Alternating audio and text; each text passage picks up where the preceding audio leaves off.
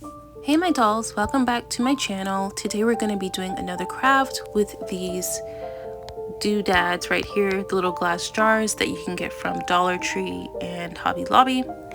And we're going to be recreating this type of terrarium that is from this inspo picture. The only thing is these rocks are rather large.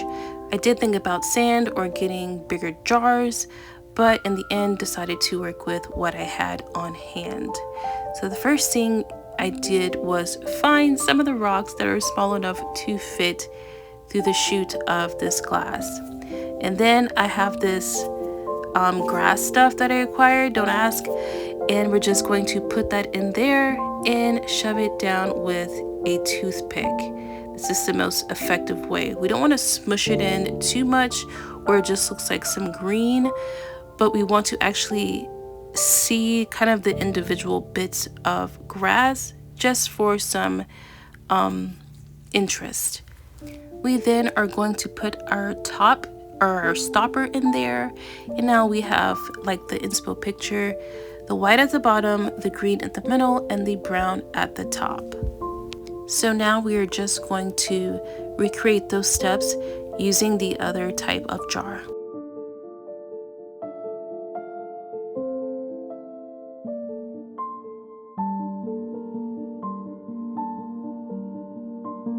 A quick note, if you just can't find these rocks, I think you'd be able to use some pearls such as these, which is still art from Dollar Tree, in lieu of the rocks. Another alternative is to add whimsy by adding this glitter, which I also found at Dollar Tree. I think it looks so much better because on a smaller scale, I think that added touch of whimsy works a lot better.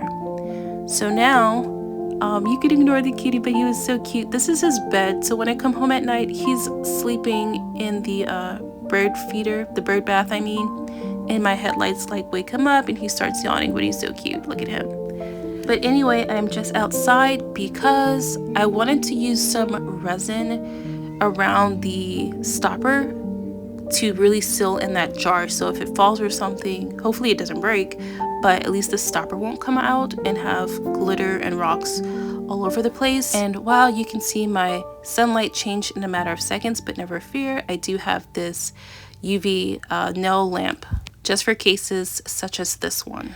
And so now what can we do with these little new dollhouse decor? Well, we could pretend maybe they're in an apothecary, or maybe even find like a more modern way to display them, such as in the inspo pic, but I really like them for this scene. If you're wondering about my background, it is a very large picture from Hobby Lobby. I'm always putting you guys onto Hobby Lobby and their framed art. I just need to add a ground for this one. But here are some filters from Instagram that I'm using, just playing around to see how atmospheric I could get this type of photo.